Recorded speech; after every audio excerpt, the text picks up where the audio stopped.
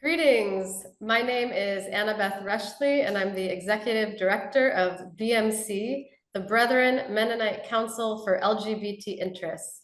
BMC is a nearly 50-year-old organization whose mission is to care for LGBTQ Mennonites and Brethren and to transform harmful church structures.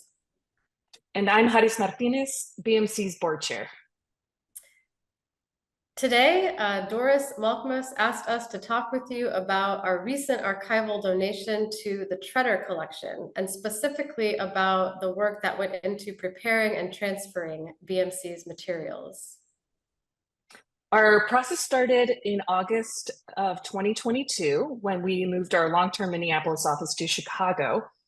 And then we realized we had about 20 years of archival materials in a third-floor attic that had not been donated to the denominational archive that our predecessors had worked with. And while that amount of material was overwhelming, it was also a gift to have this amount of material saved over all of these years. And it was clear early on to us that we really wanted to care for this material and make it widely accessible to our community. And it was around this time that we reached out to LGBTQ-RAN for support as we discerned our next steps. It was really important to us to not just find a place to put our stuff, but to really find a permanent archival home that aligns with our values. So in our discernment, we called in the rest of the BMC board. We called in LGBTQ religious organizations for guidance and support. And ultimately, the BMC board and staff decided that the Treader Collection is where we wanted BMC's materials to live. We carried out an archives inventory in Minneapolis in November of last year with Doris. And then we requested the removal of the rest of BMC's archive from a denominational archive.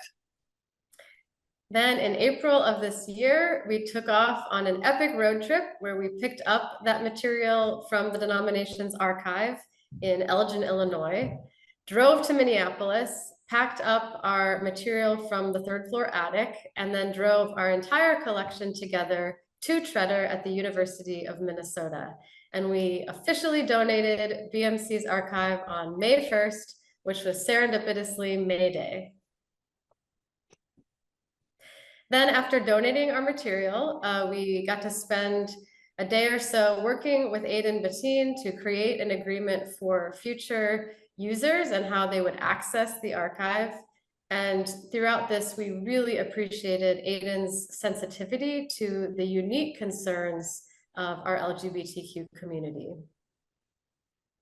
Annabeth and I have been heading this archival project for the last 2 years on behalf of our organization, and it's so exciting for both of us to bring this phase of the project to a close and begin to invite other people in our community to participate in this archival process with us.